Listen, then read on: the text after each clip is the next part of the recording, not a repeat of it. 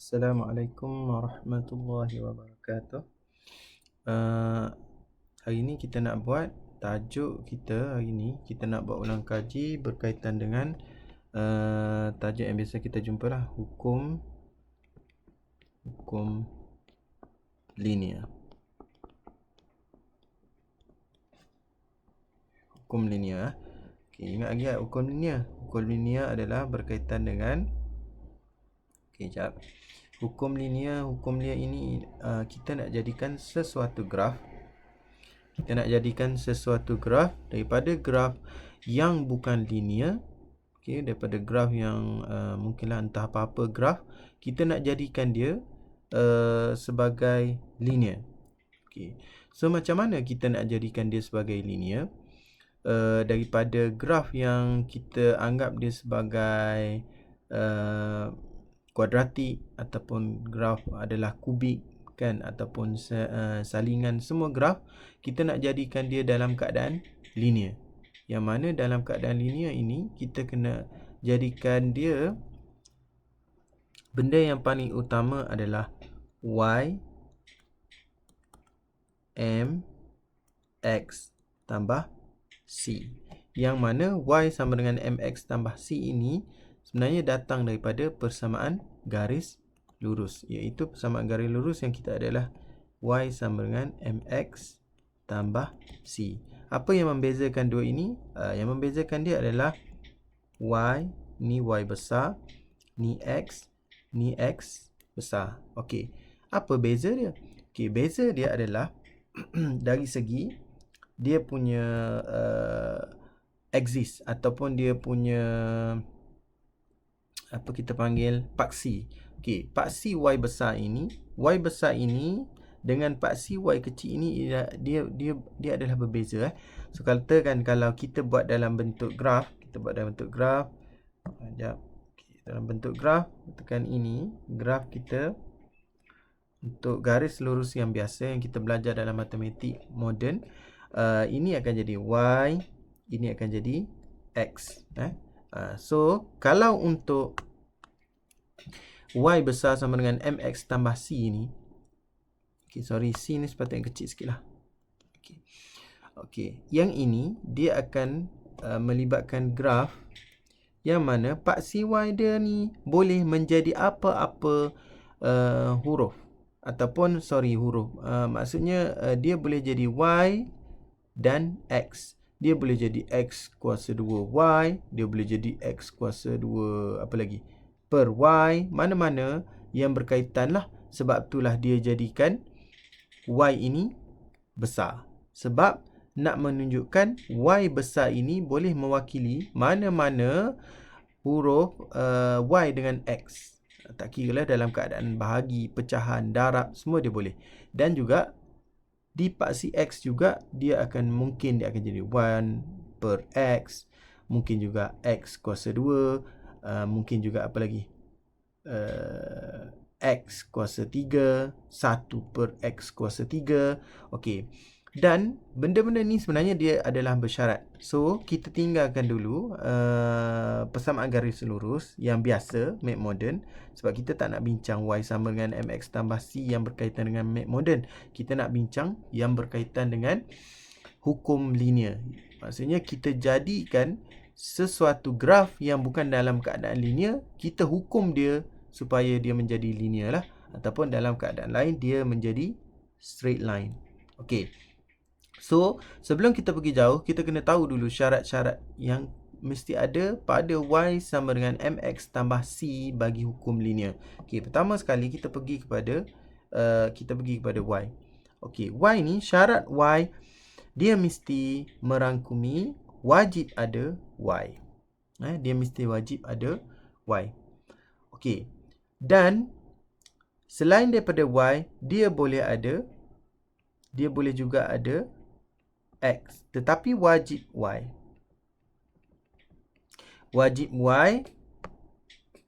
Cikgu buat cantik sikit lah. So, wajib ada y. Dan dia boleh juga ada x. Okey. Dan juga haram bagi dia ada pemalar.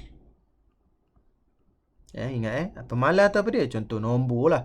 4 ke, 5 ke, 7 ke, 10. Tak boleh. Di kawasan Y bermaksud kawasan sini tak boleh ada nombor. Sampai kiamat tak boleh ada nombor. Sini tak boleh ada nombor. Tak boleh ada pemalar ataupun nombor lah. Okey, boleh. Pertama. So, M macam biasalah. M adalah nilai lah. Nilai pemalar. M adalah pemalar. Okey, kita pergi kepada X. Yang penting adalah Y, X dan juga satu lagi adalah C. Ini yang penting. Okey, kita pergi M ni kita dah tinggallah. M kita tahu dah kecerunan kan. Kecerunan mestilah dalam keadaan pemalar. Okey, untuk X pula dia melibatkan paksi X lah. Bila dia melibatkan paksi X, pertama sekali dia wajib ada X. Wajib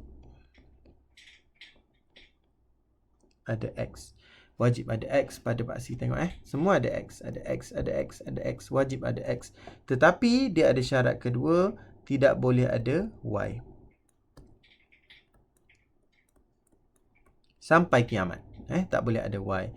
Okey, last sekali, adakah dia boleh ada pemalar? Boleh. Dia boleh ada pemalar. Dia boleh ada pemalar di mana dia punya pemalar dia adalah dia boleh ada pemalar. Maksudnya kalau kita tengok pada paksi ni, dia ada 1, mungkin dia ada berapa lagi, mungkin 2 per X kuasa 3, suka hati dia lah. Janji dia boleh ada pemalar. Boleh ada pemalar. Okey, ketiga kita akan pergi kepada C. Okey, C ini dia seumpama M lah, gradient di mana C ni hanya ada pemalar. Hanya ada pemalar. Okey, ini adalah berkaitan dengan hukum linear. Basic asas dia ataupun asas lah, bukan basic asas. Asas dia mesti kita kena tahu Y mesti ada Y, dia boleh ada X dan dia tak boleh ada pemalar. X besar dia mesti ada X, tetapi dia tak boleh ada Y dan dia boleh ada pemalar. C hanyalah pemalar. Okey. Tu untuk asas pertama sekali sebelum kita pergi kepada jauh lagi kita punya perjalanan kita. Okey. Tetapi disebabkan kita ulang kaji, kita cuba buat soalan lah. Kejap lagi kita cuba buat soalan. Okey. Okey, baik. Kita cuba buat soalan disebabkan ulang kaji kan. Okay, soalan pertama adalah dia kata rajah di bawah menunjukkan graf garis lupa. Yang ni adalah soalan kertas 1. So soalan kertas 1 2018. Okey. Pertama soalan dia kata rajah di bawah menunjukkan graf garis lurus X kuasa 2 per Y melawan 1 per X. Okey. So maksudnya dia punya paksi X dia adalah paksi X dan paksi Y dia dah berubah. So, bermaksud benda ni dah jadi telah dihukum untuk menjadi linear.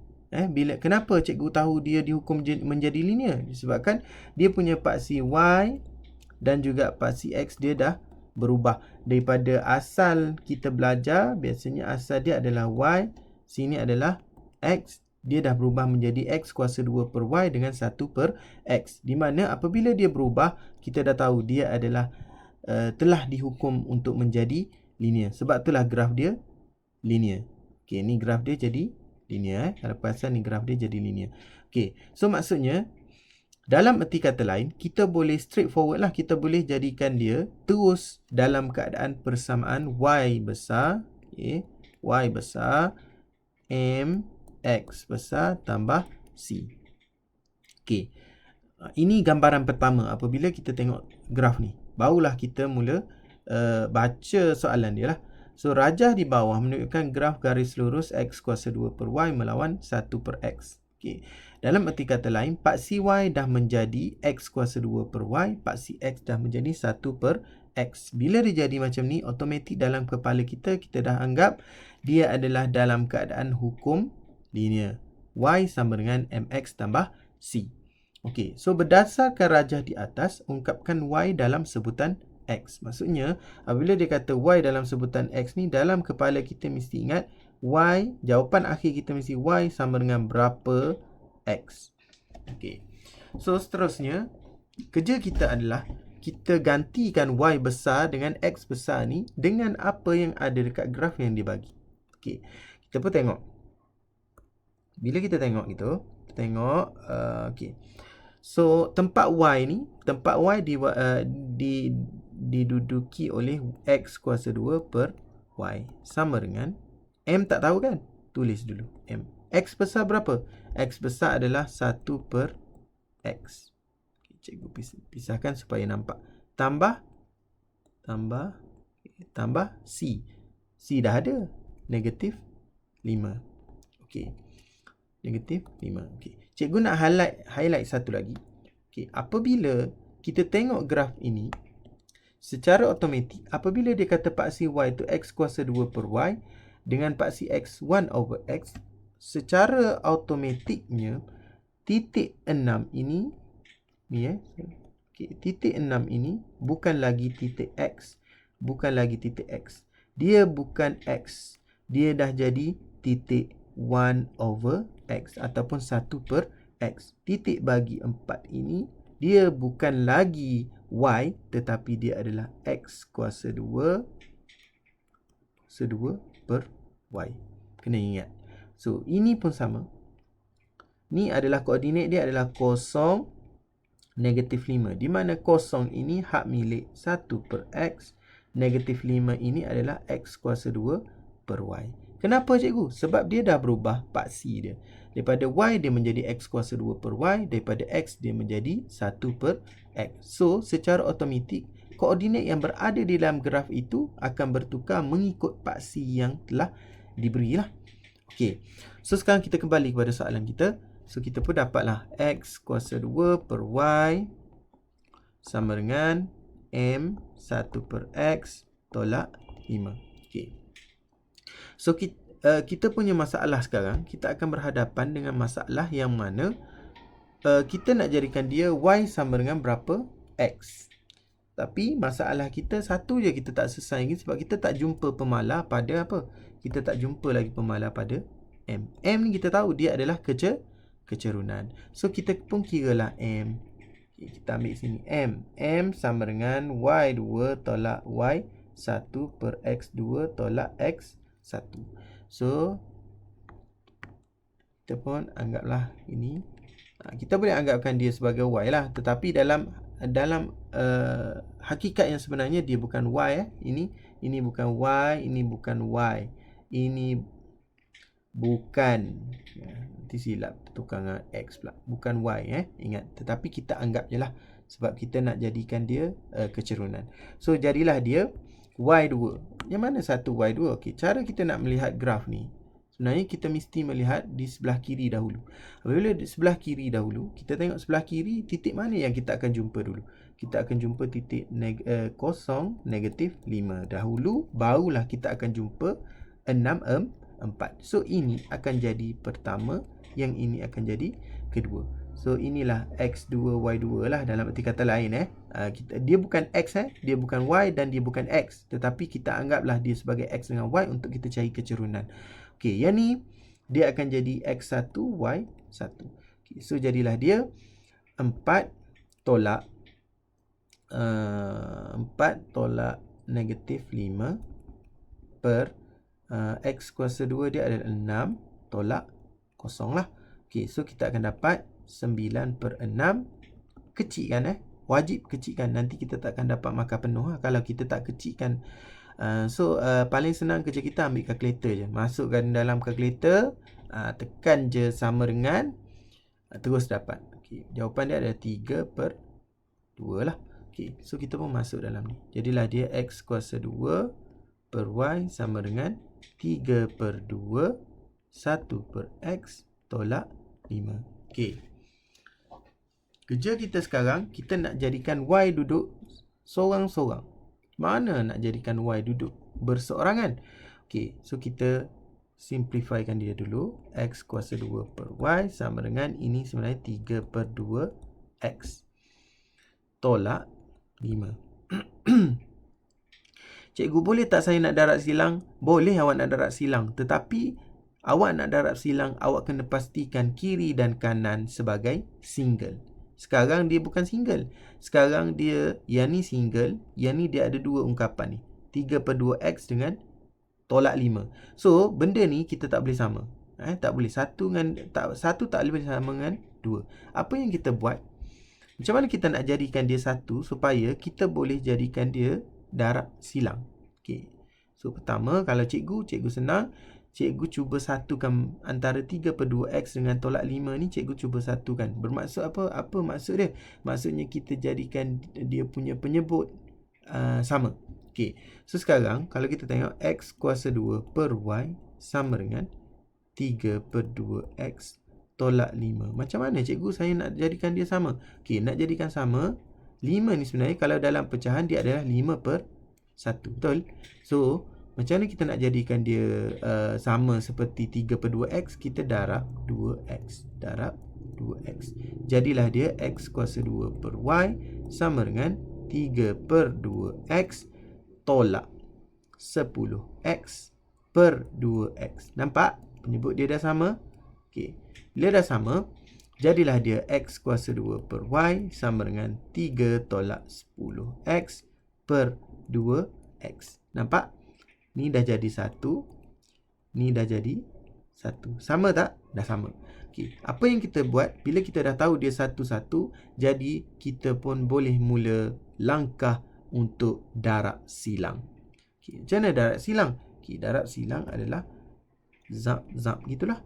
Okey, yang ni darab ni darab ni. So jadilah dia 2x kuasa 3 sama dengan y darab 3 tolak 10x. So, cikgu terbalikkan lah supaya awak nampak. 3 tolak 10x sama dengan 2x kuasa 3. So, y sama dengan 2x kuasa 3 per 3 tolak 10x. Inilah jawapan akhir dia. Boleh kecilkan tak? Tak boleh. So, apabila tak boleh, biarkanlah macam tu je lah. So, kita akan dapat markah penuh. Tapi selagi kita boleh kecilkan, kita kecilkan dia. Jangan risau. Okey. Boleh Okey. So, ini soalan untuk kertas 1. Next, cikgu akan tunjuk untuk kita buat soalan kertas 2 pula. Okey.